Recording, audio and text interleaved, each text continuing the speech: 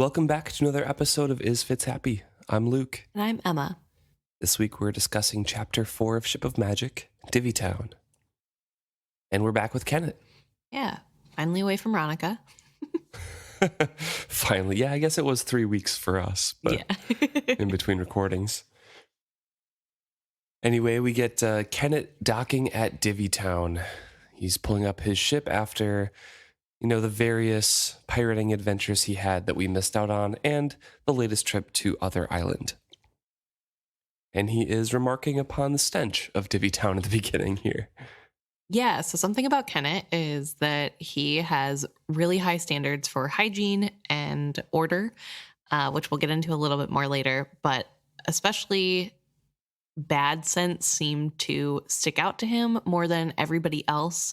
He is starting this chapter by dabbing lemon-scented oil on his mustache to try to be able to smell anything but the putrid stench of Divvytown. Yes, particularly the landscape kind of provides that unfortunate stench. It is very hidden, which is a boon to the pirates in that it's at the foot or accessible only by, one of the many rivers that are along this island. And you have to navigate very well and know what you're doing to get there. But it is very still water because it's so inland, and they dump all of their waste and everything, all over the place and in the water. So on a hot day, it smells to high heaven. And Kennit mentions that to everybody else, it is the sweet smell of home, and it means that they're going to get some of their share of loot and some time of rest and relaxation and whatever else they might want to do. But to Kennit, it just smells really bad. Right. He also mentions that in the winters, when it rains a lot, it does temporarily fix the stench of the area. It actually cleans out the area. However, it doesn't last for very long. And by the middle of summer, it's not a place that you would really want to be smelling. It's about as appealing as a chamber pot left out in the sun. Yes. So. He also goes on to explain that to dock there for more than a few days would be to invite rot on your ship hull. And also that there's only a couple, wells to drink out of that wouldn't give you the flux or fever or, anything bad.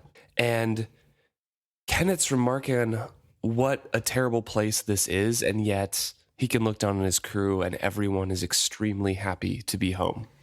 Right. This is another layer of Kennit kind of seeing himself as above others.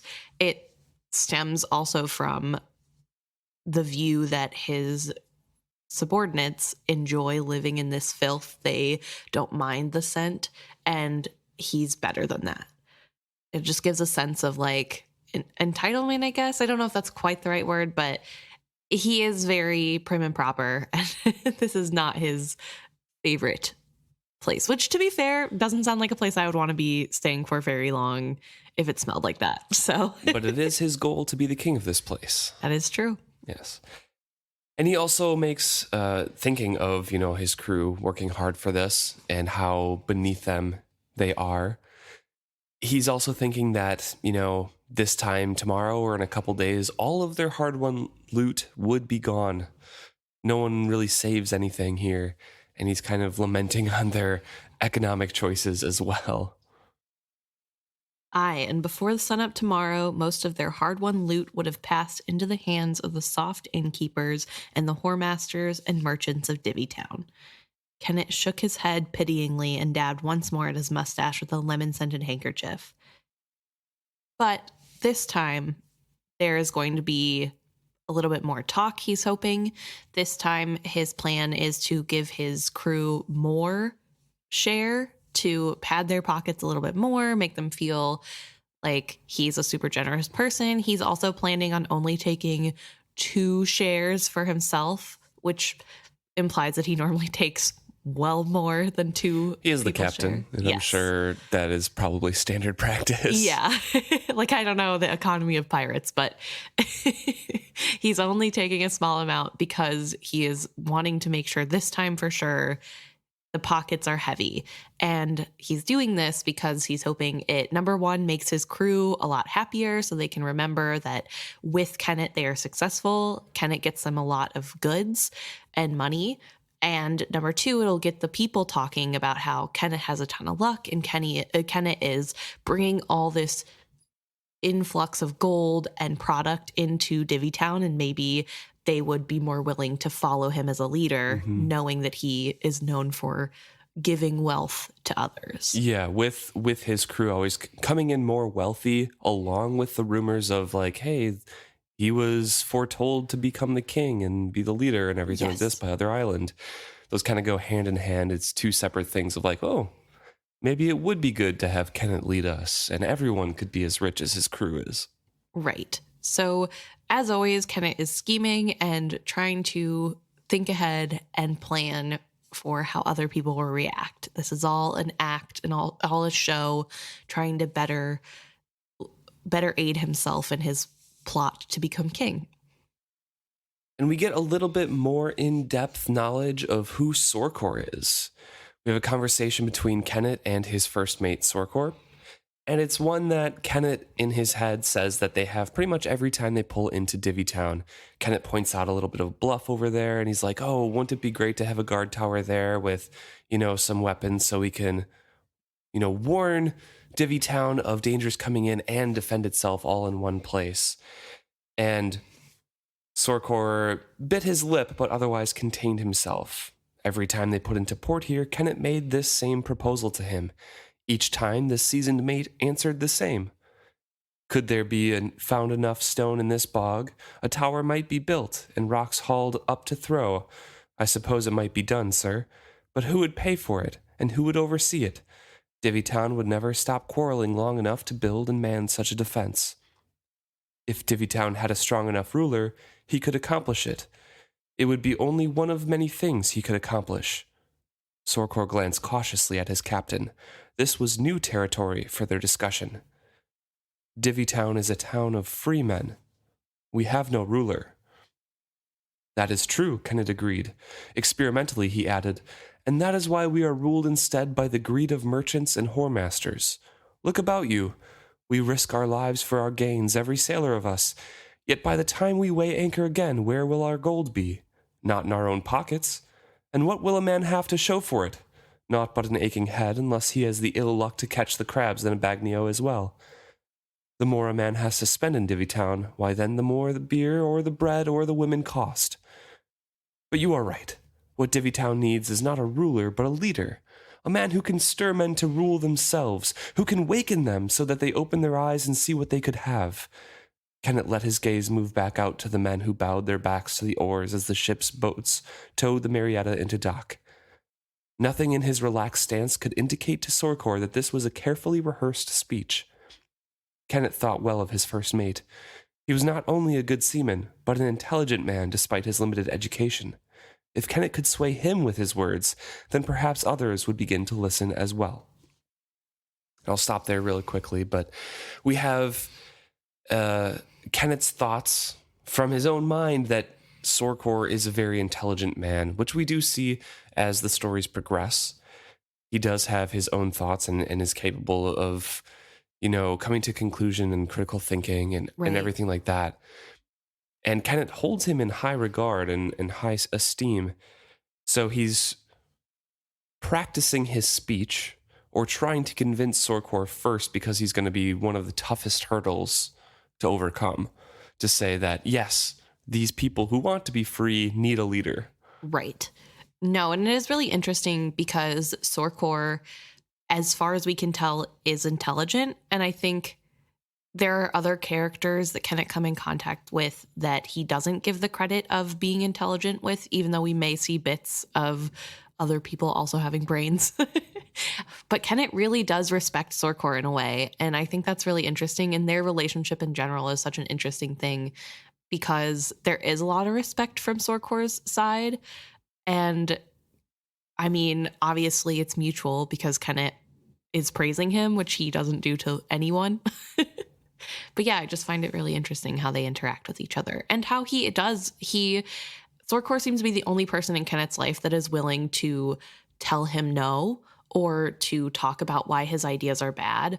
And that's a really important person to have. And usually not straight up, but No. like as a first mate to a captain. Right. Still, very There's- respectful, Yes. but is willing to say, hey, maybe we should do this instead. Right. No, but I think that is an important person. And I think that is an amazing trait that Sorcor has, because Kennit seems like the kind of person who wouldn't let somebody stay around him if they told him no ever.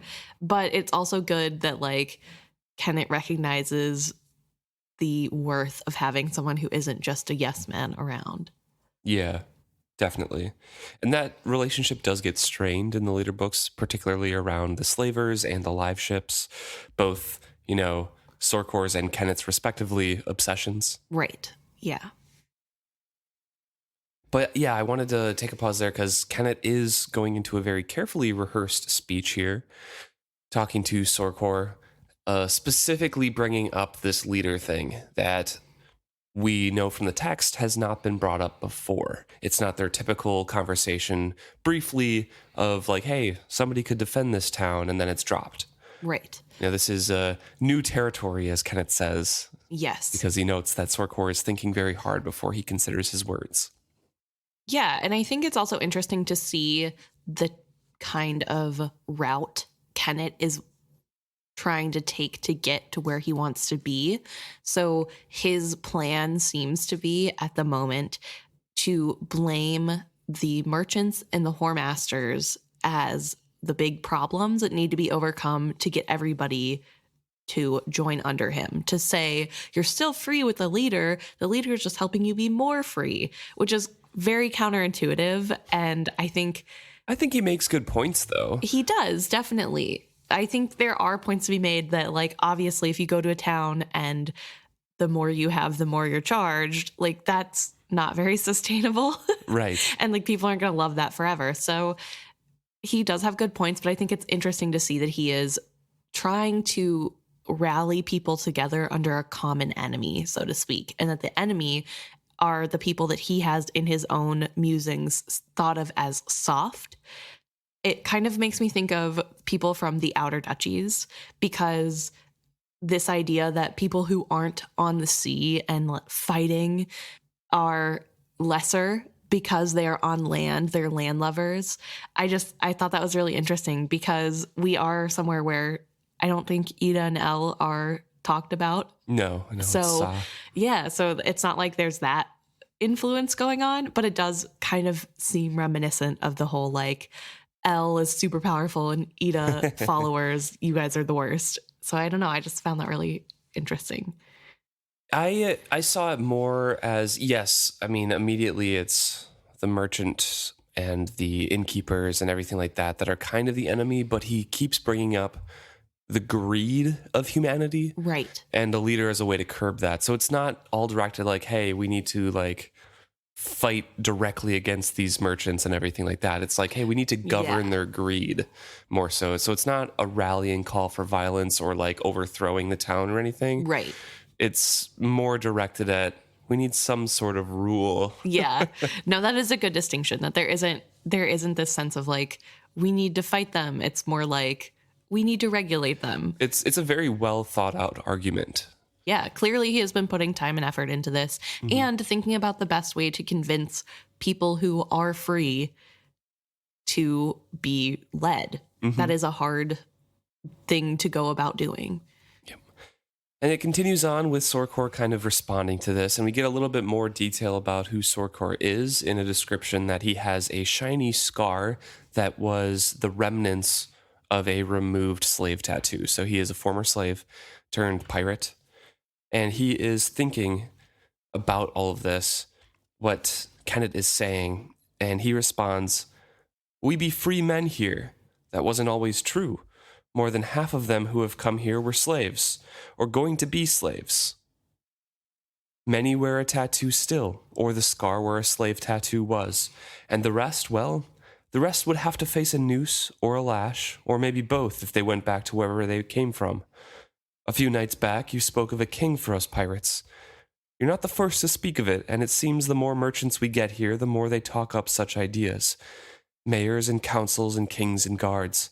But we had enough of that where we come from, and for most of us, it's why we're here instead of there. Not a one of us wants any man telling us what we can or can't do. We get enough of that on shipboard. Begging your pardon, sir. No offense taken, Sorcor, but you might consider that anarchy is but disorganized oppression. Kennit watched Sorcor's face carefully. The moment of puzzlement told him that his selection of words had been wrong. Obviously, he was going to need more practice at this persuasion. He smiled genially. Or so some would say. I have both more faith in my fellow men and a greater appreciation for simpler words. What do we have in Divvytown now? Why, a succession of bullies. And he goes on to relate, one specific gang that was beating up everybody and taking all their money. And he says that if it weren't for 3 ships' crews rising up at one time, they would still be taking up all their money. So he kind of relates that to what's happening now with all the merchants taking all the money and the greed and why there needs to be some sort of rule. Right. He says, no one does anything. It's only the business of the man who gets clubbed and robbed if that happens to them. Which it seems like is a pretty regular occurrence, that it's kind of a 50-50 in town, that if you pay for something and then go to the back room to receive that, then there's a 50-50 chance you will actually receive it or be clubbed and robbed. And he looks at Sorcor, and the mate's brow was furrowed, but he was nodding to himself. With an odd little thrill, Kennit realized that the man on the wheel was paying as much attention to their words as to holding the ship steady. At any other time, Kennit would have rebuked him. Now he felt a small triumph. But Sorcor noticed at the same moment his captain did, and he springs on the man and berates him and tells him to pay attention and to the ship and not to his better's words. Right. But Kennit kind of leaves Sorcor in that conversation feeling a little bit good about himself, but also unsure because Sorcor is very adamant of like, hey, people don't want to be ruled. Yeah. We came from that, and that's why we became pirates, because we don't want that. Right. And what I think is really interesting about Kennit as a character is that he has such a uncanny ability to flip a conversation to continue putting him in the best light. I think it's very 100%. It's very reminiscent of Regal to me. It kind of feels like we get a little bit of a look of how Regal was so good at his politicking, that we have Kennit here who is realizing in the middle of his pre-planned speech, like, hey, this isn't the right direction. I need to flip it. And can do so in a way that turns everything on its head and makes it more understandable to everybody listening and making it a little bit more agreeable. Yeah, he's talking to his first mate, and he's like, well, just, think about it this way. Anarchy is disorganized oppression. And he sees like the weird, confused look on Sorcor's face, and he's like, but, some say that, but I have, I prefer simpler words. I really think it's impressive that he is able to do that it's flipped on a switch. He's like, okay, not right, next try, and can do that. That's a really big talent to have. And so it's really interesting to get to see the workings behind that. I also think that it's really interesting to bring forward the points of like, people come together for the greater good all the time. Like, we've done it before as a group, and look at how well that turned out. Like, people were getting robbed. Everybody knew if you went alone anywhere that before midnight you'd be robbed, and now that doesn't happen anymore. And like, what if we just much? Yeah. At least it's not guaranteed. But like now, like if we could do that all the time, like think of all the good things that would happen. And I think that's really interesting. And to frame the merchants and the innkeepers as the people that are just as much of a problem, that it shouldn't be up to each man to defend themselves or have to worry about that problem. I think that's really smart. It is, and they kind of separate, and Kennet's kind of going over these arguments again, and he still needs to convince Sorcor it's not totally finished. They kind of leave on a iffy note, right? Slightly positive. Kennet's feeling a little bit of triumph that the other sailor was also listening to him. But they separate here, and Kennit then thinks to the history of how he became a captain. And we learn a lot more about Kennet's past. Becoming Captain Kennit of the Marietta. Yes. So he's only been on the Marietta for 5 years now, and it took him 17 months to become captain. Yes. And it was a very rundown, slatternly tub, as he calls it. And the captain wasn't distinguishable from his crew. He was also doling out punishments. And Kennit picked it specifically because it seemed ripe for overthrowing. Yes, but not just because it would be easy to overthrow, but because the bones of the ship itself were a good ship. Like, yes. Obviously, with some work, this ship would be worth it to take over, which I think is also interesting that he took that into consideration. It wasn't just, oh, I could easily turn this crew against its captain. It's also that he was also thinking about the longevity of like having the ship afterwards. Yeah. And like, what can I do to fit it? I think that's really cool that like he had the foresight to do that. I guess not so cool that he's like, I'm going to murder this guy because I want to be captain, but but you know. We have some insight here to what kind of Captain Kennit is, and it's very interesting to compare that to what we know about Kyle.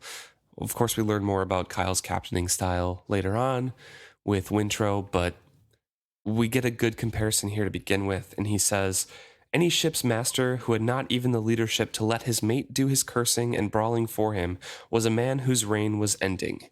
And we already have seen that with Kyle. Yes. But, I mean, with Althea, it's a little bit of a different case than a crewmate to captain. Yes. So I can kind of give him a pass, but we do see it later on, too, that it's mostly Kyle kind of... He's in charge, yeah. And he's going to do everything. The mates are the bullies, and they do his bidding, but Kyle is also in the middle of that as well. So it's kind of a little bit of a foreshadowing of the style doesn't work out. But it says here that it took Kennit 17 months to overthrow the captain and an additional 4 months to see his mate over the side as well. By the time he stepped up to command the Marietta, his fellow sailors were clamoring eagerly to follow him. So 21 months total before he became the captain. Right. He chose Sorcor with care and all but courted the man to make him his loyal subordinate. Once they had taken command, he and Sorcor took the vessel out on the open seas far from sight of land. There they called the crew as a gambler discards worthless cards at a table. As the only men capable of reading a chart or setting a course, they were almost immune from mutiny, yet Kennit never let Sorcor's strictness cross the line into abuse. Kennit believed that most men were happiest under a firm hand.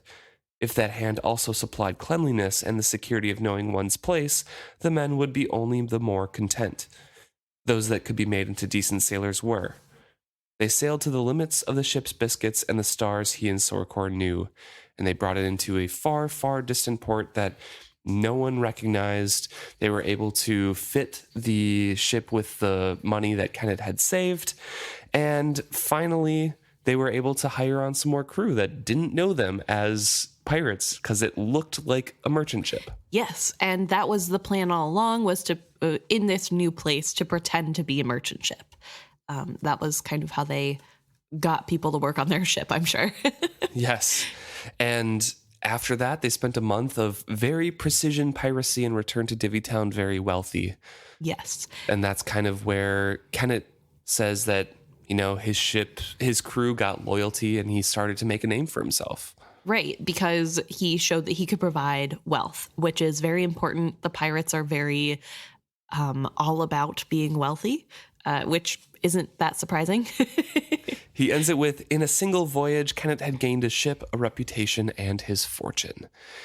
And I do want to kind of go back just a little bit to his philosophy of captaining, because again, as a comparison to Kyle, it is very different. And that's a merchant to a pirate. Right. You know, and this is, he never let his first mate cross his strictness into abuse, which is not the case for Kyle. He believes that men are happiest under a firm hand, but one that also provides cleanliness and, you know, the wealth that they need to support themselves. He has a very fair idea of how to captain. Yeah. And I think that's also part of the reason why a lot of people for the first time through love Kennit in the beginning and think he's like, oh, he's like this debonair kind of person, even though he's kind of kind of psychopathic and sociopathic in some ways. It's a little rough around the edges. You can bypass that because he treats people decently. Not everybody, but like as a whole, I mean, he treats people decently. Even when inside he is criticizing people and calling them dumb and not really expecting much, he is still giving people respect. Yeah. And thinking everyone deserves to at least live that way, which I think is a big difference from other villains that we see. Because you can compare him directly to Kyle later on, and that's probably also raises Kennit's standing in the eyes of the readers, because Kyle is plummeting and you're like, oh, Kennit's so much better than Kyle. And then like, if you just read Kennit by himself, it's like, ooh, this guy's not good. Yeah, it is really interesting. It makes sense when you read him, how he has cultivated the following he has. It makes sense why people think he's charismatic. It makes sense why he is successful in what he does, because he is someone who is doing what looks best, which happens to actually be nice for people around him. So even though... And he is lucky. Yeah, he is very lucky. But I think even though the intentions aren't necessarily the best, it's still working out really well for others. And so that's like an easy thing to be like, well, he's not that bad because at least he's treating people like human beings, even when he doesn't like them. And I don't know. I think that's really interesting about him. And I think that's probably why Sorcor respects him. As a former slave, Sorcor probably has a lot of prejudice that he's had to fight against forever. And here's Kennit coming in and respecting him for being smart and not really making anything of the fact that he was once a slave. But I also think that Kennit's style and knowledge of how to captain a ship well probably comes from the fact that he is from a live ship trading family. He was really young when he was taken away from that, but I have to imagine that he still saw how people ran a ship well. That, and he was on Urgot's ship for a while. Right. And even though Urgot was a horrible, horrible person and treated Kennit abysmally to the point where he died several times. Yeah. He still was a extremely feared pirate and very successful. So obviously he knew how to captain as well. He's had good examples. Yeah. So it is interesting to think about where Kennit is drawing this knowledge from, because I think Kennit's pretty young here. Like he's, I don't know, maybe early 30s. I'm not sure. I haven't even looked up the age or anything like that. No, I haven't either. But I was just thinking like, he can't be like 50s, 60s because... No, I would have to think he's in his 30s somewhere, because he's like 10 years from now is when I run risk of being too old. And I feel like, not that 40s is old, but I feel like in your 40s is probably where, if you are a pirate, you stop being as able. Maybe he's in his 40s and it's the 50s that he's worried about. I don't know. We're not sure. But anyway, it's just really interesting because he seems somewhat young and he is still able to command so much respect and has a lot of knowledge. And then on the other hand, we have Kyle, who I picture to be around the same age as Kennit, who isn't very good at stepping up to be in charge and who doesn't seem to have any good examples to look at to be better. I don't know. It's very interesting, though. I see some thread on the internet here that Kennit might be in his late 30s, early 40s, because apparently in Mad Ship he mentions something about waiting for 35 years for revenge on Urgot. So possibly early 40s for Kennit. I guess that would make more sense. Yeah, because 40s isn't old enough for But in the next section here, after we said he has a great captaining style, once more we get an example of him looking down on other people, and a real life example, an anecdote that he kind of lives by, these are just sailors. They're not actual good people that I can trust and base my empire on, because he watches his crew after this first voyage go down to the docks, swaggering about with all their wealth, and he knows it's just going to be all spent. Their plunder would be engulfed in Divvytown's maw in a matter of hours, and suddenly the immaculately clean decks and neatly sewn sails and crisp paint on the Marietta seemed as brief and shallow a triumph as his crew's wealth. He rebuffed Sorcor's companionship and instead spent their week in port drinking in the dimness of his cabin. He had never expected to be so disheartened by success. He felt cheated. It took him months to recover. He moved through that time in a numb blackness, bewildered by the hopelessness that had settled on him. Some distant part of himself recognized then how well he had chosen in Sorcor. The mate carried on as if nothing were amiss, and never once inquired into the captain's state of mind. If the crew sensed something was odd, there was no evidence of it. Kennit was of the philosophy that on a well-run ship, the captain need never speak directly to the crew, but should only make his wishes known to the mate and trust him to see them carried out. That habit served him well in those despairing days. He had not felt himself again until the morning that Sorcor had rapped on his door to announce that they had a fine, fat merchant vessel in sight, and did the captain wish to pursue her. They not only pursued her, but grappled and boarded her, securing for themselves a fine cargo of wine and perfumes. Kennit left Sorcor in charge of the Marietta's deck, while he himself led the crew onto the merchant vessel. Up to that time, he had viewed battle and killing as one of the untidy aspects of his chosen career. For the first time that day, his heart caught fire with battle fury. Over and over again, he slew his anger and his disappointment, until to his shock there was suddenly no one left to oppose him. He turned from the last body that had fallen at his feet to find his men gathered in knots on the deck, staring at him in a sort of fascination. He heard not so much as a whispered remark, but the combination of horror and admiration in their eyes told him much.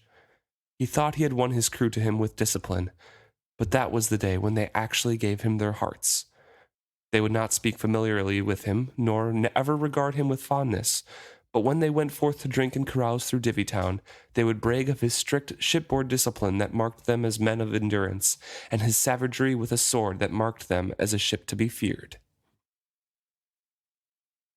So we have an example of Kennit falling into a extremely deep depression. Right. He has these black moods, as he calls them, and this is the first example that he can recall of that happening. Right. And I wonder if that's not necessarily true. I'm sure that this didn't just happen because things weren't as great as he thought they would be. I feel like Kennit has had such a dark life, such a hard upbringing, that it's no wonder that like he is prone to this depression. Right. I mean, not that you have to have a horrible life for that to happen, but it does explain why Kennit kind of gets so bad, I think. I think it's also really interesting that he has set up a system where, once again, his luck is able to show, or I guess he's able to show his luck. He had already put in place that he doesn't need to be there for his ship to run. Right. And so when he did fall into a dark depression, he was able to have nobody find out about it. That's super lucky as a pirate captain. Yeah. Like, you can't show weakness, and or else your crew could mutiny. And here he was, depressed, and his crews probably had no idea. And I don't know, I just think it's like really sad, but also a really good show of his luck again. Right. That he, and his good foresight in choosing Sorcor as well. Yeah. That he was able to say, you know what, something's wrong. I'll just let the captain figure it out, and I'll take care of things. And he did. And Sorcor is very competent. Mm-hmm. I also find it really interesting that we see that the first time that the crew is giving their hearts to the captain is when he is slaying the ship that they're capturing. So, or the people on the ship that they're capturing. And it really paints this really interesting picture where before this, I assume Kennit probably didn't really go over to the other side of the deck. No. And probably tried to stay away from bloodshed as much as possible because it's just kind of not something he's super into. But as pirates, that's probably something that most of them enjoy doing. That's probably part of it. And so Wow, such stereotypes. Well, I would assume that like that shows that you're really tough or something, you Right, know. yeah. Maybe I shouldn't say that they like it, but like I mean, reputation is going to be a big thing for pirates too. Like, right, yeah. what Kennit brings up afterwards is like when they went carousing and drinking everything, it showed them that they were a ship to be feared. Right. And that was a big thing for the crew. Yeah. And then they expected Kennit to lead all of the parties over, and he does to other ships, but he does show mercy. Yes, he does show them that it's okay to show mercy every once in a while, because a lot of times you get more from showing mercy than you do from just killing everybody outright. And so I think that's really interesting too, that we see Kennit kind of changing the culture of what it is to be a pirate. Because it is something that his crewmates didn't really agree with until they saw the money it put in their pockets. He says that satisfying greed in a pirate is usually enough to make them forget the loss of the blood. So I don't know. I just think it's really interesting how even though he's really down on himself because his crew didn't live up to his expectations, are not absolutely perfect, he still is able to change their minds about things. It's slow, but that's huge. And he then catches us up to the present, saying in the intervening years, he secured his little empire, basically got contacts in Chelsea that would buy, questionably gotten goods, and also people that would give him tips on merchant ships and things like that. Yeah. Little, shady lordlings from Chelsea. And he's started to fantasize a little bit more that those lords would actually give legitimacy to a free Pirate Isles sovereign nation. He then says, or he goes over again, what his goal would provide both sides, what the deal that he wants to happen is. It says, for the pirates, he would get legitimacy, with no threat of a noose to haunt them, open trade with other ports, and once he unified the pirate isles and towns, they could act together to put an end to the slavers raiding their towns. He worried briefly that would not be enough for them, but then pushed that thought aside. For the merchants of Chelsea and the traders of Bingtown, the benefits were clearer. Safe use of the inside passage up the coast to Bingtown, Chelsea, and the lands beyond. It would not be free, of course. Nothing could be free, but it would be safe. A smile ghosted across his lips. They'd like that change.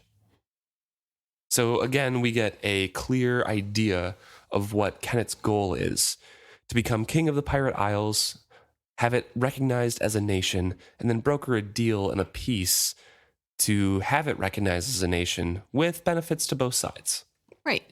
And the hard part is he's not sure about the actual people of the Pirate Isles seeing it as enough of a benefit. Everybody else would, and he knows that that's going to be not as hard to get to go his way. It's just the people of the Pirate Isles, because like Sorcor said, these are people who chose to come here because they wanted to be free above everything else. Mm-hmm.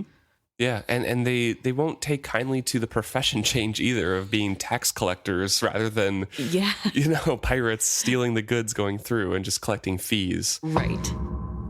I do think it is really interesting, though, because this is, I guess, going back a little bit, that Sorcor had mentioned that with the increase of merchants coming, that they were the ones bringing the idea that a ruler was needed. Right. Because I don't think people know that Kennit's background is that he was part of a merchant family. Oh, no. So it is really interesting as rereaders that we know that that's probably where Kennit got the idea. It's such a merchant mindset, a mindset of how can I make the most and how can I change the system to better benefit me.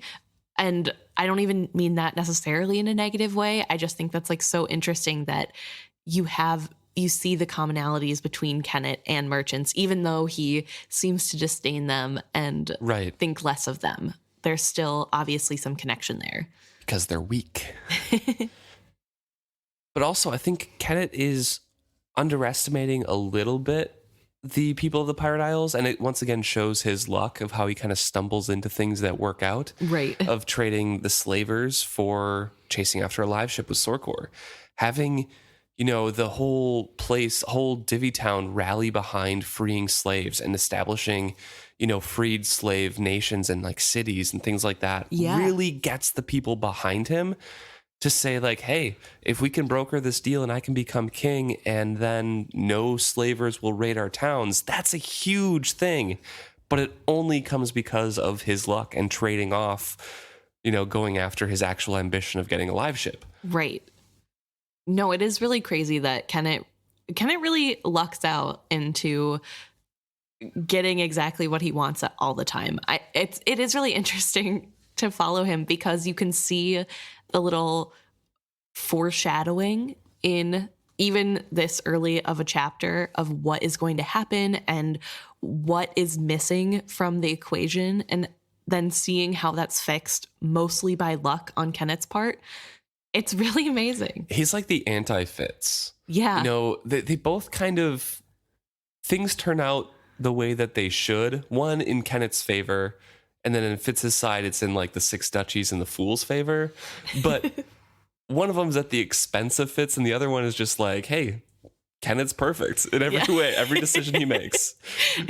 Well, Fitz is just making all of the wrong ones that happen to be decent decisions for the future of the Six Duchies. It's so funny. Yeah, I think maybe all of the luck in the world that was supposed to go to Fitz has gone to Kennit instead in some weird way. I believe that. Well, anyway, we have the ship has finally gotten to dock. As we said before, they kind of had to navigate this long river to get to the pirate isle. It's inside of the island to kind of shield it from outside view or people who would want to harm the pirates. And we have the crew waiting expectantly below Kennit on deck for the divvying of the loot. Yes, this is kind of their standard deal. When they get back to Divvytown, they divvy it all up. So he has a kind of a standard deal that's laid out. Apparently, this is an offer every single time. You can accept your share of the raw goods that they have. The bales of cloth, the kegs of ale, things like that. All the raw goods, you can get your share of that and sell it off on your own, trade it into the merchants, the innkeepers, whatever, do what you want with it. Or you can get a cash advance from the captain for your spending coin and then get coin value based on what the bulk goods can be sold for, but you get your loot later, like more of your coin later. Right. And Kennit is of the opinion that that is the best deal because, one, they can get more for it if they sell much more in bulk. Right. Two, it's a captain arguing and dealing in mass quantities with a merchant and not just like an innkeeper like, oh, this span of cloth, they'll get you one night. Just kind of straight up bargaining and not knowing their worth, taking advantage of the sailors. So Kennit's all like, this is the best deal. Please do it. And Sorcor knows like, nah, no, like hardly anybody does this. I already got it all portioned out of who's going to take that deal and who's not. Right. People just want their goods and to go off. Right. That's just how things have always been done. And Kennit does try to plea with them to say, like, ask your fellow crewmates who have taken me up on this offer that it is more lucrative to do it this way and you get way more. And, just like explains it's more, one bolt of cloth is not worth as much as like whole 5 bales. of them. Yeah. So like think about that. But everybody's kind of okay, we get it. Can we just get to knowing what we get now? Because while they're on the deck here and Sorcor's reading off what's, being divvied up, all of the free girls and some merchants that are hawking goods and stuff are gathered around the docks, catcalling all the sailors and kind of showing their wares, physical wares, to entice the sailors who are getting their new goods. So Kennit's again frustrated and he sees all of his hard-earned goods being kind of just gone into the void of Divvytown already. Right. It is. I get Kennit's frustration here because clearly it would be easier to just sell everything and give everybody gold. But that's also kind of a merchant's way of looking at things. And I don't know if the pirates value the gold aspect as much as they value just doing it themselves. As Kennit has said, the more money you have in this town, the more things cost. So maybe it's more lucrative for them not to have to worry about having a bunch of gold. Instead, they can trade it for what they want, or trade whatever the physical goods are for what they want. But we also get a little look into another little detail of Sorcor. So Sorcor, when it's his turn to read off the list, he opens a parchment and Kennit says pretends to read. And it's then that we learn that Sorcor cannot read. But he has an excellent memory. Yes, he has perfect memory and seems to be really good at mental math. Kennit says that he might not be able to read or write, but if you asked him what the divvy of 4 casks of ale is between the crew, he would immediately know the answer. Yeah. He's good at his job. He is. So once the list has been quote unquote read, Kennit says, if you would like to take me up on my offer, please stand in line outside my office. Everybody else can just go to Sorcor, because he finds that it's easier to give Sorcor the job of giving them the physical items. No one's complained yet, so he's doing good. Yeah. They also, what's interesting is part of this giving of the physical items is Sorcor telling them their worth so that they know what to bargain for later. And I find that really interesting because I think that's a really important thing to do. I think that's nice that they offer that. I don't know if every other ship does that, but Sorcor is basically telling them the worth of their portion so they can make better trades later. Oh, really? Yeah. I didn't see that in the text. They would simply have to accept the mate's assessment of what 1/3 of a bale of silk was worth in terms of 2/5 of a keg of brandy or half a measure of Sindon. Oh, I took that as they have like Sindon and brandy and you know, cloth to divvy up, but like you can't just give one crewmate a piece of everything. So I took it as Sorcor knew the value to weigh of like, hey, this much Sindon is worth this much ale. And like, that's how it's equal amongst all the crew. And the crew doesn't complain because they think Sorcor is pretty fair and that must be equal value split up. Okay. But they just don't know. So that's what I took it as, because I didn't think Sorcor would know like the market value of going in. Interesting. Okay, that makes more also sense. Makes I suppose. Sense. Yeah. See, I was like sitting here being like, okay, you get this much thing, and it's worth like go bargain. It's like four gold or whatever. Make sure that you. That's how I read it. Okay, well, maybe not, but either way, Sorcor is very good at divvying up in a somewhat fair manner, and Kennit kind of doesn't care if it isn't fair. At least he's not hearing about it. Yeah. So, I suppose good for Sorcor. So all the divvying up happens. The giving out of, the cash advance from Kennit happens. And Kennit turns aside from all the bluster of the docks and everything and turns to Sorcor, who has already finished divvying out his portion as well to most of the crew. Kennit frowns slightly. The mate must have known in advance which men wanted their shares as goods and have already calculated what he would give them. Then his brow smoothed. It was more efficient that way, and that was ever Sorcor's way. Kennit offered him a pouch heavy with coin, and the mate took it wordlessly. After a moment, he rolled his shoulder and turned to face his captain. So, Sorcor, are you coming with me to change our cargo to gold? Sorcor took an embarrassed step sideways. If the captain doesn't mind, I'd sooner have a bit of time to myself first. Kennit concealed his disappointment. It's all one to me, he lied. Then he said quietly, I've a mind to turn off those men who always insist on taking their shares as raw goods. The more I have to sell in bulk, the better price I can get. What think you? And this is where it gets a little bit interesting, and we see some of the, the willingness to say no from Sorcor happens. Because he speaks up for those crew members. He says, it's their right, sir, to take their crew shares as goods if they choose. That's the way it's always been done in Divvytown. He weighs his words heavily before he goes on. They're good men, sir, good sailors, true shipmates, and not a one shirks whether the work is with a sail needle or a sword. But they didn't become pirates to live under another man's rules, no matter how good for them that rule might be. With difficulty, he met Kennet's eyes and added, "No man becomes a pirate because he wants to be ruled by another." His certainty increased as he added, "And we'd pay hell's own wages to try and replace them. They're seasoned hands, not scrapings from a brothel floor. The kind of man you'd get if you went about asking for men who'd let you sell their prizes for them wouldn't have the spines to act on their own. They'd be the kind as would stand back while you cleared another ship's deck and only cross when the victory was assured. You've won these men over to you, sir. They'll follow you. But you'd be wise to try to force them. You'd not be wise to try to force them to give up their wills to you. All this talk of kings and leaders makes them uneasy. You can't force a man to fight well for you."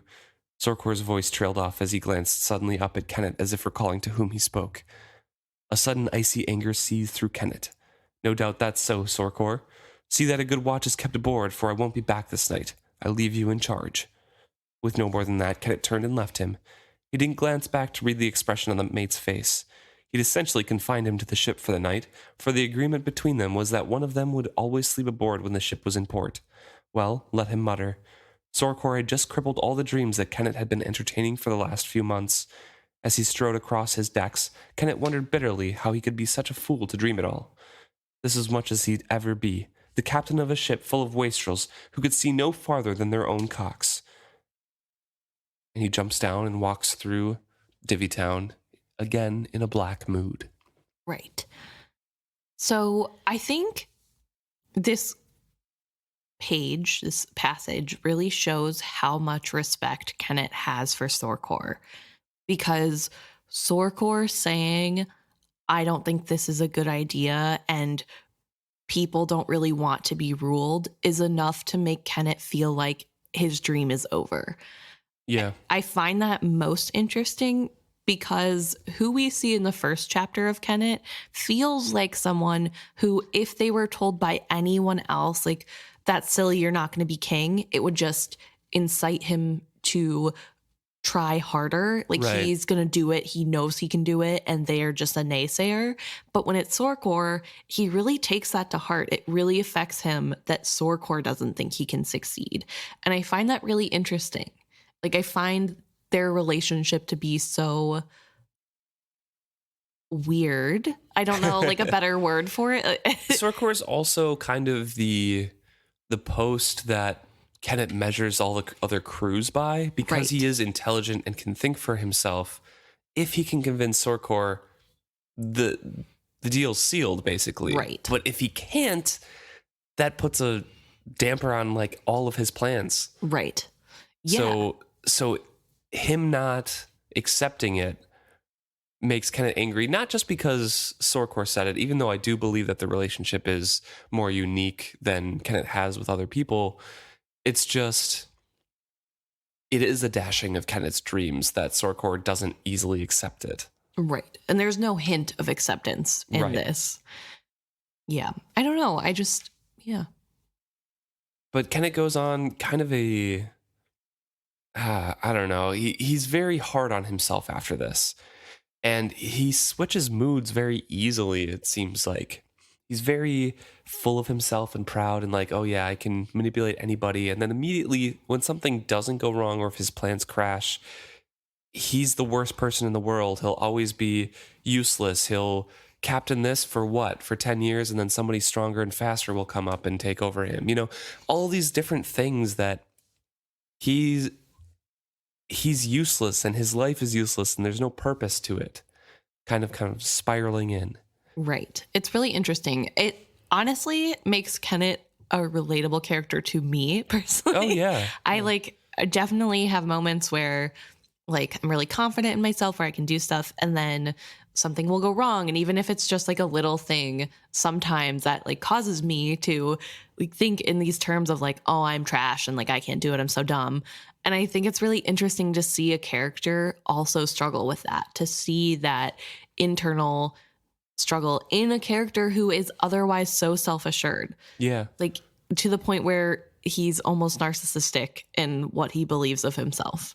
So it's really interesting to see this warring personality. I think it also feels a little bit like a mirror with Paragon, that there's these two completely different sides of Kennit that are warring with each other, just like Paragon has two completely different dragons warring with each other inside of him. And he also gets black moods and things like that. Yeah. And so I think it's really cool to see these little like sprinklings of how much they are alike. And I don't know, I just find that so interesting. So Kennit is full of self-hatred as he goes about Divvytown, and he knows it's no time to haggle or try to sell anything, but he does it anyways. He doesn't care at this point. So he gets a really bad deal for him on one part of it, but when the merchant tries to buy the other stuff for the same kind of deal, he uncovers the wrath and then sells it for more than he would have otherwise. So it kind of balances out. Yeah, Kennit's luck wouldn't let him lose money. Yeah. So he goes around and does all these things, and he's just thinking of all these, these self-destructive thoughts about how he wants to avenge himself on the world and just destroy it all because everything sucks. And things like that. And he's staying away from, the alleyways where people are going to come and rob him, and stays to the middle of the street and kind of walks around and thinks how Divvytown sucks and all of this sort of, I don't know, just very dark thoughts. And at the end of it, kind of, he's trying to discover who was at fault for his situation throughout his whole head and his whole thoughts. And it did not please him to decide that the fault, as always, was his own. So as you said, he just kind of has these spirals where he can't get over anything that he does wrong, or anything that goes wrong is his fault in some way. Right. I think it's also important to note that before this, it kind of seems as though the wind is going out of his sails. The anger is fading. Right now, he's angry that everything's going wrong. He's angry at everyone else. There's this mask of anger, and it says, as if recalling a forgotten appointment, it came to Kennit that he was hungry and thirsty and tired and sad. And I think that's what makes this so full of a character, that there's this anger there, sure, and that he is angry, and it makes sense because his hopes have been dashed, but underneath that anger is also a sadness that he's anger, just miserable. Yeah, this anger is just the masking of the sadness that he doesn't want to feel. It's easier to be angry than it is to be sad, and he hasn't been able to emotionally mature past that. And so he is struggling because he is realizing he's sad. And his feet has carried him to Bettel's Bagnio. Light leaked past the shutters in the low windows. Music sounded faintly from within, and the edged soprano of a woman singing. There were perhaps a dozen buildings in Divvytown that were more than 1 story high. Bettel's was one of them. White paint, tiny balconies, and a red-tiled roof. It looked like someone had plucked up a Chalcedean brothel and plopped it down in the mud in Divvytown. So he's known here. He goes in past the 2 bravos guarding the door, and he's still in kind of a miserable mood. He notes that he's looking at them. They're kind of smirking at him, and he notes that they are idiots because they think that their strength is going to be enough forever. And he knows better that that's not enough. And I think that's really interesting. This is the underarching theme that everybody else is so dumb because they don't understand how quickly everything can change. And I think that this is mostly a trauma response. I mean, clearly he's always trying to plan for the future and set things up. He's always thinking about the things that are going to go wrong and how to stop that from happening. And he looks down on everyone else because they don't plan that way. They're not thinking about 10 years from now and not being as strong as they are now, what they're going to do for a job, because they won't still have this one, because the whole reason they're being hired is to be strong. And I think that's kind of a sad way to live. And it makes sense when you think about what he's gone through. He's not wrong. No. He's just a dick. Yeah. And it's not necessarily a healthy way to look at every single aspect of life. Yeah. Like, that just isn't a good way to go through life. But he goes through the door, he goes in, and before he can even say that he is upset because he's not being seen to, Bettel, the owner of this brothel comes up to him to say, "Where have you been? You're late." And Kennit talks a little bit about how there are a lot of different ladies everywhere. None of them really look at him except for two that seem to be new. Mm-hmm. And Bettel tells him that the woman that he wants, Etta, is gone because she can't wait all night for him. Yeah. She's like, you're not the only one who favors her. So she can't wait forever.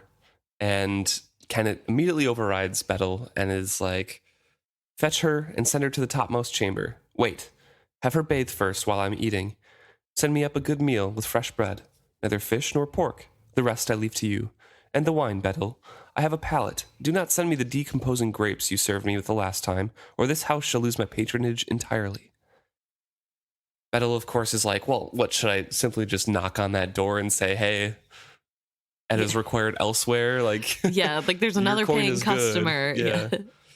Money is money, and somebody else has already paid for her. And Kennit just ignores her and walks up to the topmost room, expecting everything to go his way, which it does, because I'm sure he pays a lot. Right. He mentioned several times that he pays her for things to go his way. Right. I mean, that's his cynical outlook on things. It's basically like, yeah, I pay her to remember me and, you know, have all these things to my liking. Right. So he's not flattered by saying, oh, you're late, Kennit. Why didn't you come directly here? We missed you. You know, all that sort of stuff. He's like, well, I pay her well enough. She should do those things. Yeah. She should miss me or whatever. Right. So it's just a cynical, like, transactional outlook on the merchants and the whorehouses and things like that. Right. No, and he also says that the fact that he knows that this is a gimmick is what makes it annoying. That otherwise he would probably feel flattered, but he knows it's just a gimmick. Definitely true, yeah. Very cynical. Per usual. But he gets up to his room, the topmost floor that does not share a wall with anything else, and he waits there. A serving man comes in, sets a fire for him. Two more come in and set a meal down for him. The serving man that comes in to set the fire, he notices has a scar on his face and also looks like he's been in a brawl. I believe that this is one of the assassins, right? Or later he's attacked in this room, and I think that this guy I don't remember. Okay. I'm pretty sure that the guy giving the firewood, at the very least, is part of the people attacking him. Possibly. Yeah, I'm not sure. But I don't know about the other two guys. They're not described as much, but there is a big deal about the descriptor of the guy that looks like he has a scar on his face and he looks like he's gotten into a few fights. But he moved with a quiet grace. Yes. So he is presented with, you know, a bowl and an ewer of steaming water well scented with lavender. That much, at least, Bettel had remembered of his tastes, he thought, and felt flattered in spite of himself. He washed his face and hands again and gestured the servants out of the room before he sat down to his meal. And he was impressed with the food as well. It's actually good. The meat is good. The fish is flaky. Everything's tender and cooked to perfection. And he talks a little bit about how whenever he's in a bad mood, he finds himself kind of savoring the little things that are pleasurable. Says indulging in physical pleasures. He seldom does that unless he's in a bitter mood. Right. And it makes him think of the times when he was younger that his mom would pamper him when he was ill. So that's really interesting. It also makes him mad to think about that, and he immediately pushes that thought from his mind. So we see this habit of comfort coming from childhood. Mm-hmm. A tap at the door heralded the dessert. Enter, Kennit said listlessly. The brief distraction of the meal had faded, and the pit of depression that now yawned before him was bottomless. Useless it was, all of it. Useless and temporary. I've brought you warm apple tart and sweet fresh cream, Etta said quietly. And we get Etta to enter the room here. It's our first introduction to her as well. I really like Etta as a character. Yeah, I think she is really interesting. I think she is pretty strong-willed for the line of work that she has found herself in, because I think it's probably a little hard to stay strong-willed when you're getting paid to not be, I guess. Like, it's And not very about her. optimistic too. Yeah, she is. She, looks forward to the future. She is smart. She thinks about things deeply. And I think it's really interesting to have her as a character, and how, I guess, I don't know how confident she is. I love it. I think she's really cool. We get some physical descriptors of her as well throughout all of this. Straight and sleek, he thought. She was near as tall as he was, long-limbed and limber as a willow wand.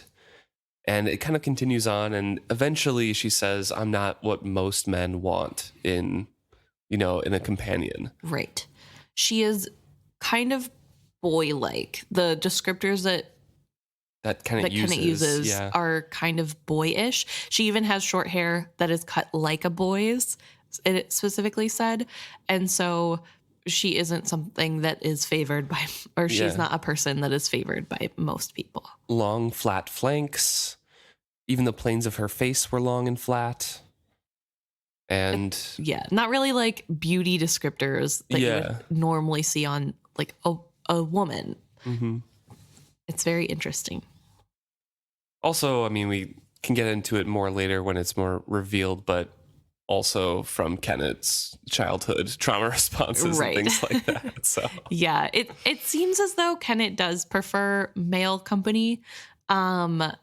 He just thinks of it as bad because of what he's gone through in his past, and so he pushes himself to be into women. It just so happens that his type of woman is a woman who looks like she is more androgynous than a little bit more boyish than feminine. Which, there's nothing wrong intrinsically with that like everybody has preferences. It's like more so the deeper underneath problem of like, I don't know, clearly there's a lot of internal hate there that he can't just accept that he likes men. But also like a little sad that he's like, okay, I'll have the next best thing. And sad. I feel bad for him that he can't just like live the life that he should. I don't know. Feel bad for Etta as well for being used for it. So. Yes, right. No, it definitely is sad that Etta clearly has some type of feelings towards Kennit.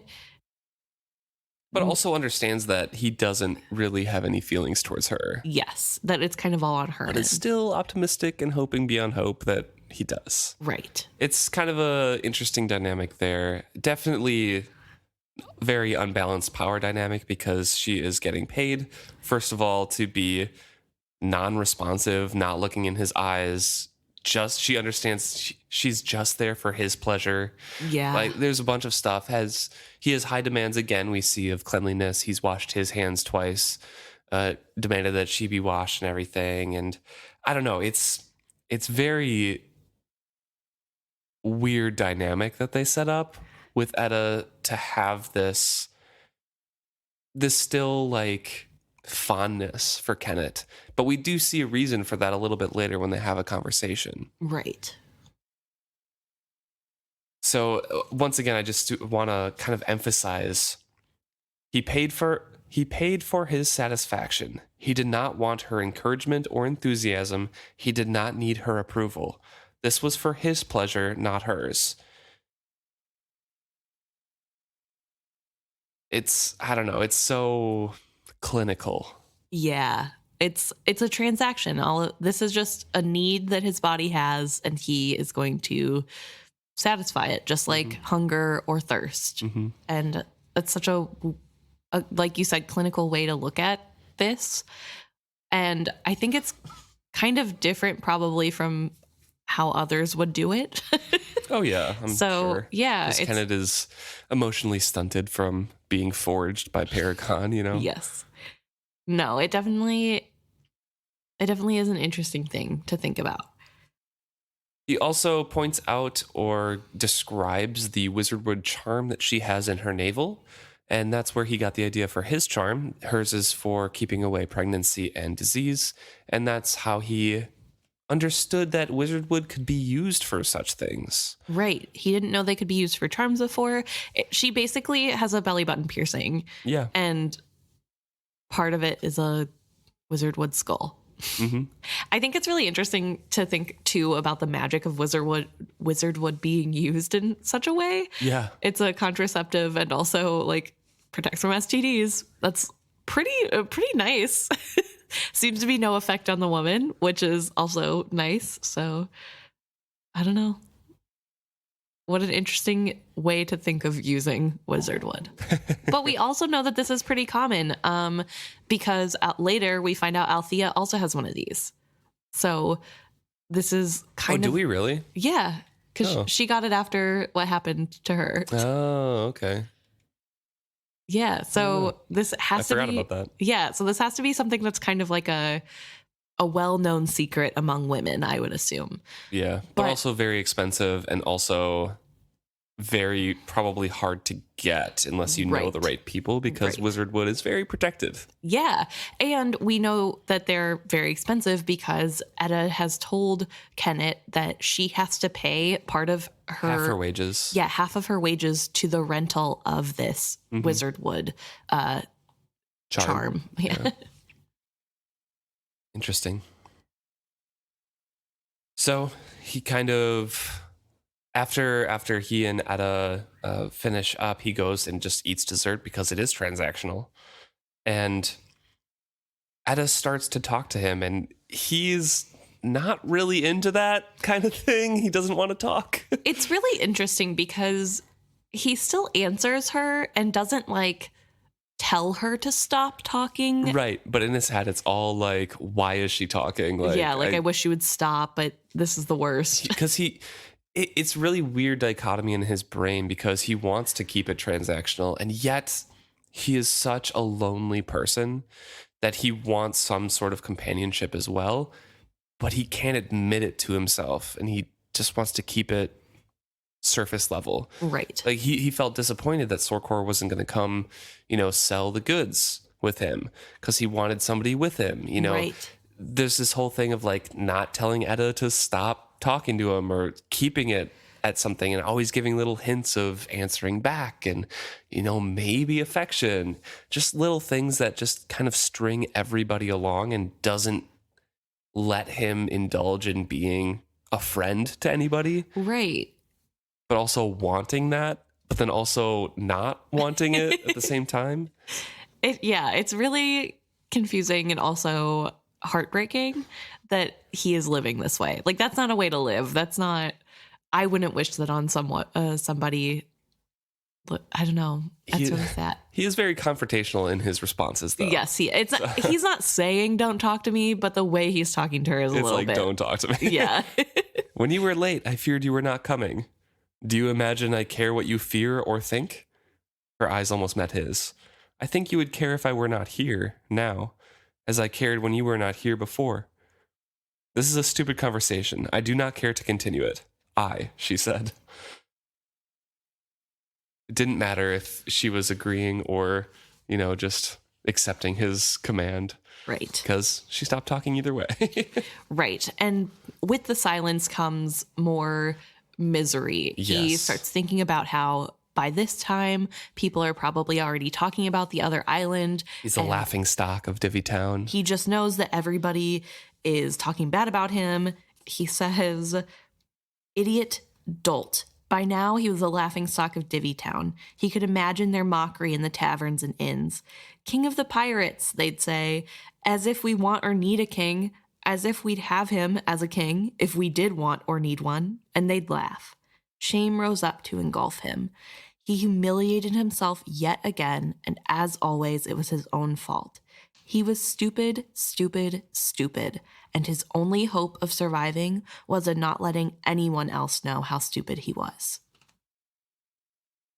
And with that, we see how kind of broken Kennit is.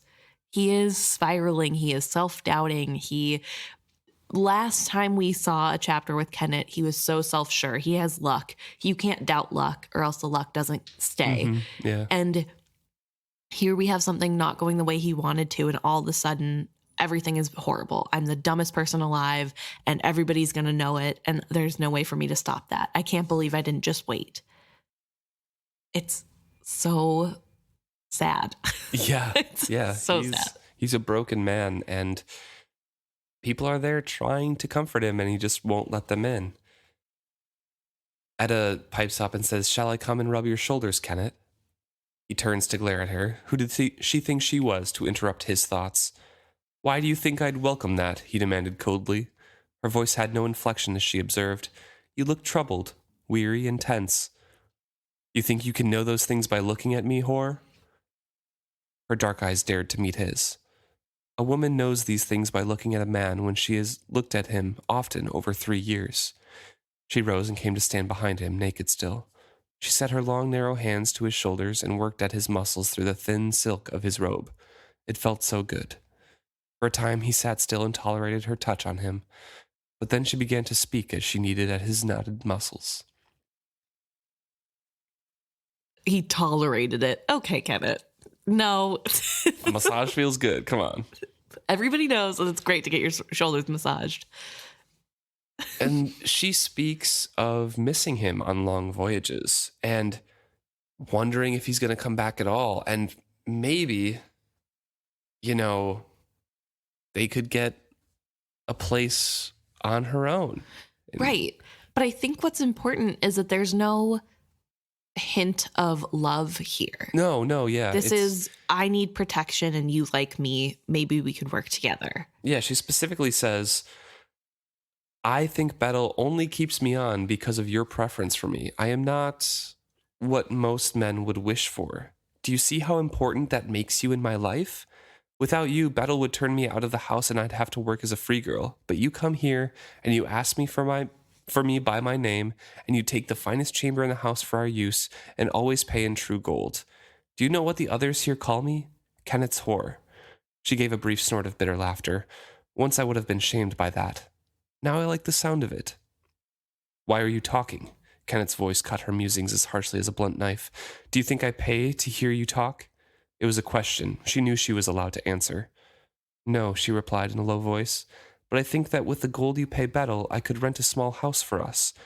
I would keep it tidy and clean. It would always be there for you to come home to, and I would always be ready and clean for you. I vowed there would never be the smell of another man upon me." "And you think I would like that?" he scoffed. "I do not know," she said quietly. "I know that I would like that. That's all." And he's just like, "Well, I don't care." Yeah, I don't care what you like. Trying to keep it, again, transactional, impersonal, cold. Right. And I really think deep down that he doesn't want to keep it like that.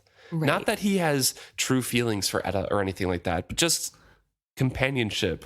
Right. And not having to be in control all the time.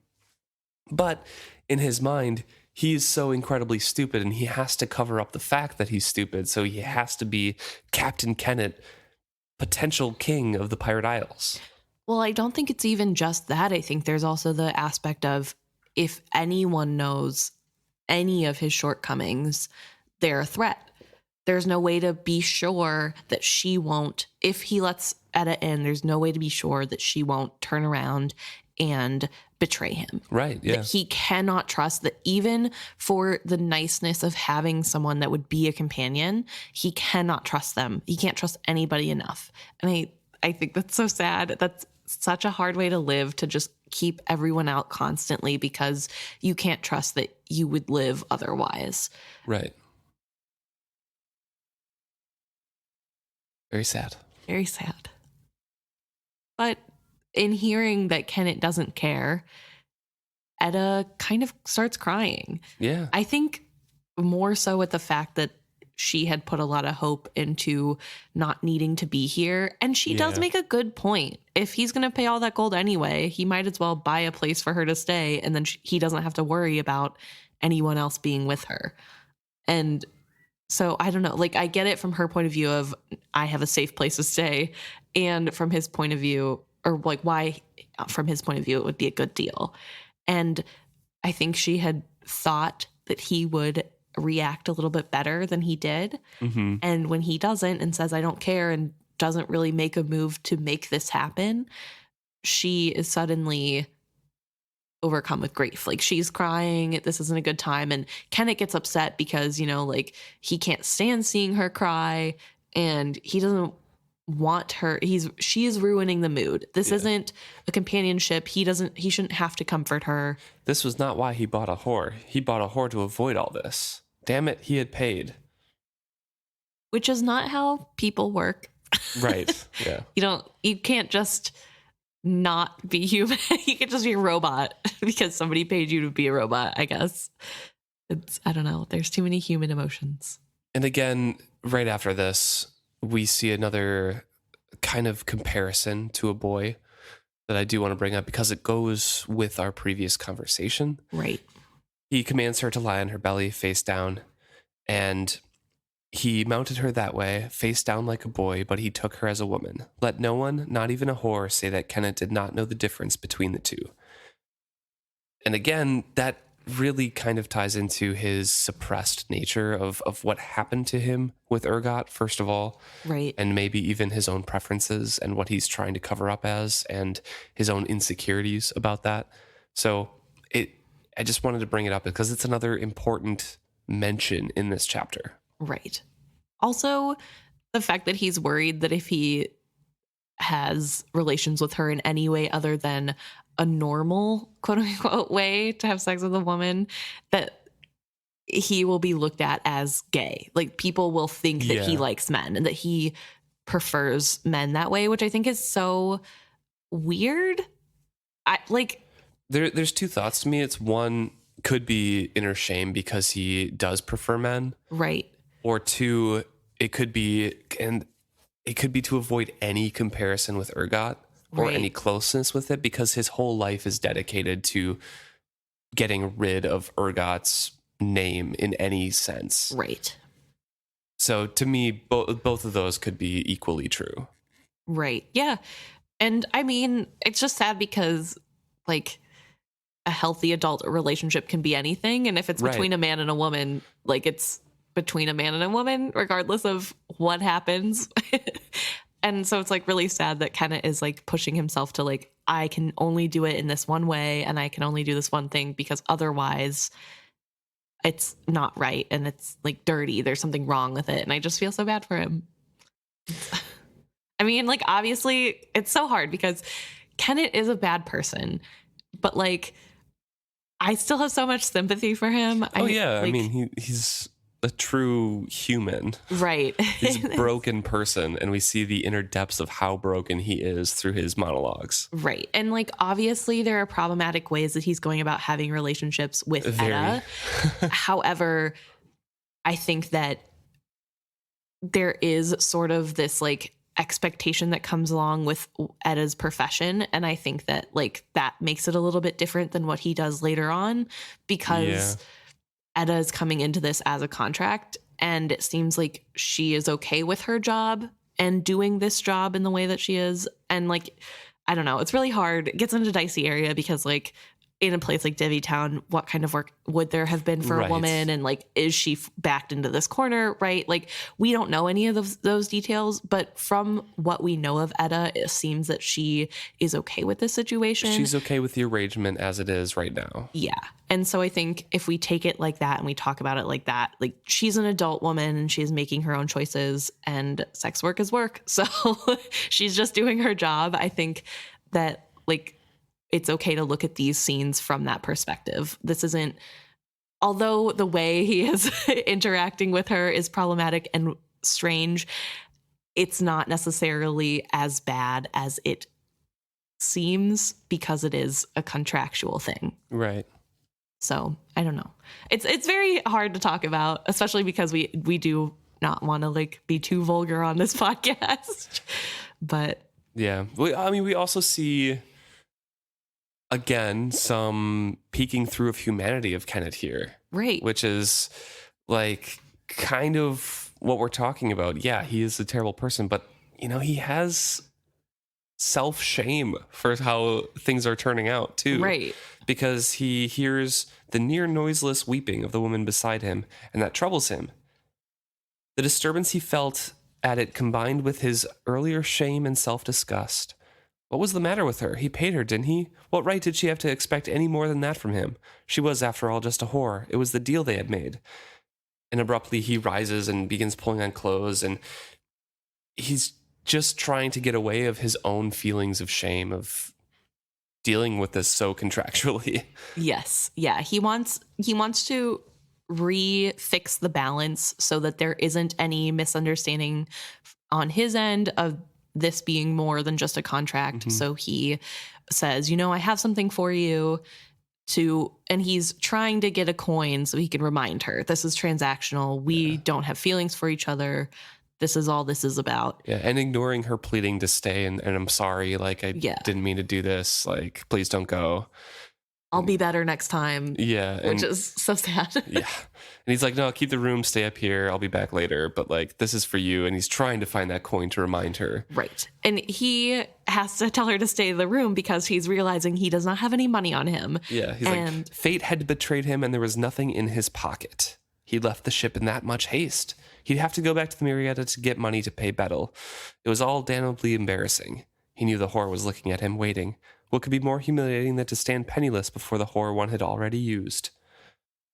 But luckily, he finds an earring in his pocket. It's a ruby. He doesn't even care about rubies, so it's perfect for her.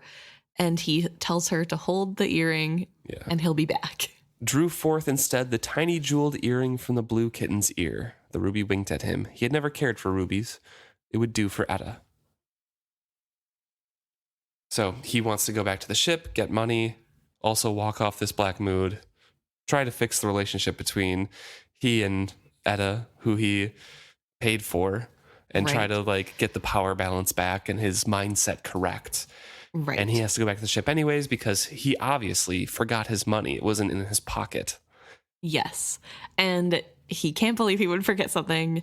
Again, this like goes into his little pity party of like, oh, I'm so dumb and stupid and this is the worst. But, he's going to try to save face about it. He tells Bettel, keep everything the way the room and the whore as they are. I'll be back. I want them for the whole night. And keeps going. And then it says he was well down the street before he felt his purse thudding against his left pocket. Ridiculous. He never kept it there. He thought of going back and paying Bettel off right now, but decided against it. He'd only look like a fool if he went back now saying he changed his mind. A fool. The word burned in his mind. And previously in the chapter, we kind of skimmed over it. He was thinking about how stupid he was and he was going to be the laughing stock. But because of that, he would also thought about the charm that he had. And, everyone was going to think that he was so stupid for having that too. Beating the other island and whatever. No one really knows about it, but that's what his spiral had. Yeah. He also was talking about how dumb he was for even paying for it because it hasn't done anything. It hasn't worked since Other Island. Yeah. But now, once he did that and he's alone walking down the street, it says that was likely the only bit of treasure ever carried off from the other's island, and you gave it to a whore. So, he demanded, bringing the small face up to his own to stare at it. So perhaps you do have both luck and wisdom. The tiny face smirked at him. Perhaps. What do you mean by that? But the wizardward charm did not speak again that evening, not even when he flicked his forefinger against its face. So the charm is ever in Etta's corner. Yes. Throughout all of these books, which is great. And thinks it was wise of him to give that earring to Etta. One, because it does win her over to Kennit's side. Right. It's basically saying, from her perspective, why would I ever want a whore be waiting on me, whatever, I pay for you, don't do anything, and then like, here's a little gift I got you. Yeah. Like, here's a jewel earring that's really expensive, like whatever. But yeah, I think that is really interesting that like even from the start, Kennit's a sun deer. Yeah, he has some sort of like rallying for Etta. And it does make me wonder, because this talisman is supposed to be Kennit, it's Kennit's essence, it's Kennit's likeness, if this shows a little bit deeper of Kennit's actual feelings, because Kennit has been trying to stay away from feelings for so long that I wonder if this version of him is the more honest, I guess. Yeah. And that like there is some love there for Etta. There is some like affection of some type there is, I guess, some level of respect. I don't know. I don't know if I'd go that far, but, maybe that's a sign. Yeah. I don't know. It's the dead of night, and he is in an even worse mood at this point, thinking he's worse than useless, and he goes to a tattoo parlor. Not just any tattoo parlor, Ivro's parlor. Yes, Ivros, who is an exceptional artist. He's well known for being an amazing artist. Yes, and it's the middle of the night. He wakes him up and says, "Hey, I want a tattoo." And Ivro is like, "Why should I waste my time? Take your trade elsewhere to a dolt with some needles and ash who doesn't give a damn about his work. Then when you have it burned off the next day, you won't have destroyed anything worth having. I'm an artist, not a whore." Kennit is exceptionally angry and says, "I paid for it and I did what I wanted with it. Understand?" And the artist understands and says, "Okay, fine, I'll give you a tattoo," but Kennit knows that he's going to make it as painful as possible as well. Right. And he also makes a comment, artists and whores, gold always bought them. An artist was no more than a whore who had been well paid. Which I think is really interesting. It's just, again, him looking down on other people and like, see, I can buy anything with gold. More cynical. Yeah. Which probably is coming from the fact that the artist literally just said, "I'm not a whore, you can't buy me." And then right. He does anyway. But the artist is setting things up. He's lighting the candles, getting the studio set up, and asks Kennit where and what. Kennit says, "The nape of my neck," and softly, "and another." "Another what?" Ivro asked testily. He was already drawing up the table beside him. Tiny pots of brilliant inks were arrayed on it in precise rows. He placed a taller stool behind Kennit's and sat upon it. "An other," Kennit repeated, "like from the other island, you know what I mean?" "I do," Ivro says harshly. "It's a bad luck tattoo, and I'm more than happy to drill it into you." And that's what Kennit wants. He says earlier, pain and perfection. It was the only path to redemption he knew. And if he ever needed to make a reparation to his luck, it was tonight. So this is something that Kennit does regularly. He gets a tattoo and then he burns it off the next day. Right. He cleanses the sin from himself, basically. It's like a horrible cycle that he has got into his head makes him lucky again. That if something goes wrong, he has to pay for the sin. Right. And he pays for it by getting a tattoo. And the tattoo artist is like, "Didn't you like them? Like, you paid for them." Were they? I know my work is good. I know they looked good. Yeah, I worked hours on them. You paid well. Didn't you like them? And Kennet's like, "Yeah, I liked them fine, but I liked them better burned off." And Ivro just says, "You're a madman." But his voice was distracted. Kennit was nothing to him anymore. Not a man, not an enemy. Only a canvas for his passionate work. The tiny needle drilled in over and over. His skin twitched with pain. He heard Ivro expel a tiny breath of satisfaction. It was the only way, he thought to himself, the only way to expunge the bad luck. Going to the other's island had been a bad decision, and now he had to pay for it.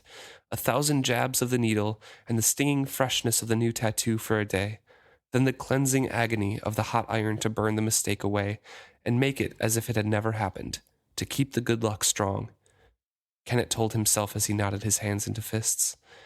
Behind him, Ivro was humming to himself, enjoying both his work and his revenge.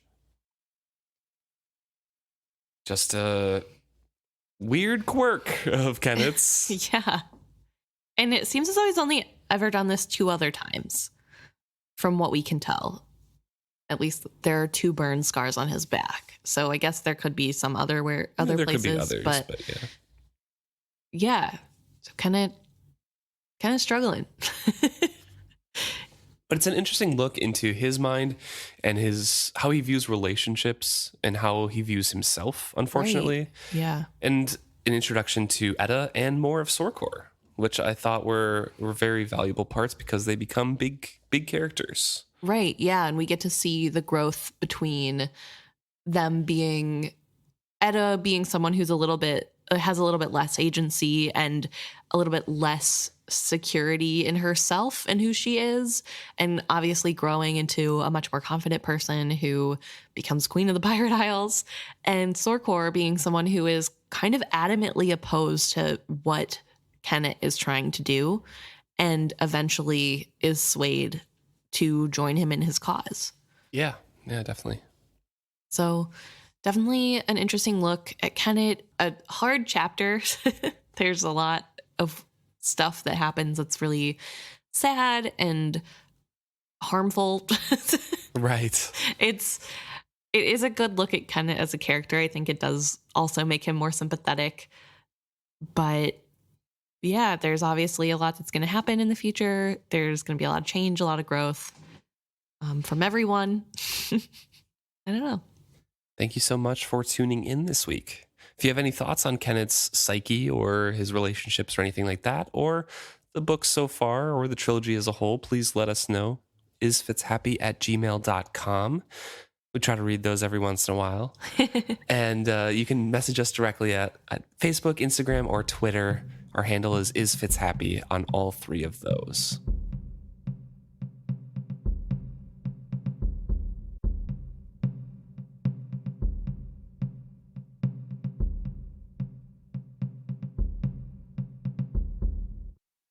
Okay, so now we're going to talk a little bit about some stuff that you guys sent in to us for the previous chapters. We'll start first with, we only have 2 things to talk about today, which is like crazy low, but that's okay. We always love talking about this stuff.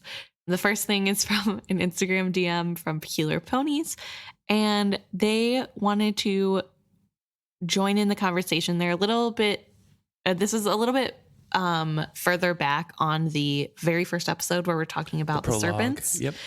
And they made mention that later in the later series, when the serpents go from serpent to dragon, that one of the dragons makes a specific mention about how they're disappointed they turned out blue.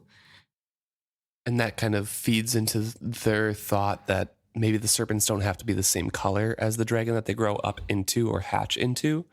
Right. So maybe some of the serpents could have turned into other dragons, but they're just not specifically called out, and they could be different colors. Right. Yeah. So I know that a big fan theory thing is to match the colors up with what is mentioned of the serpents and later the dragons. And that's kind of how a lot of people like, that's another hint that people have of like, oh, maybe this is this dragon because they're the same color. We have some that are actually confirmed, and we talked about that previously as well. Yeah. That they turn into, but like Mulkin and Mercor, but. Right.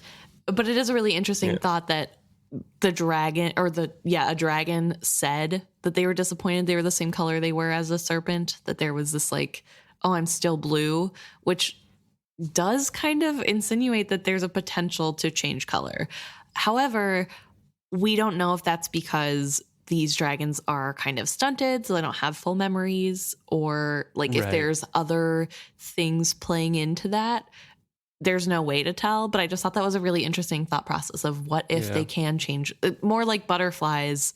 My initial thought was that they would stay the same color, but I suppose they could change. We don't really know that much. So I just thought that was a really fun theory. It's an interesting thought. Yeah.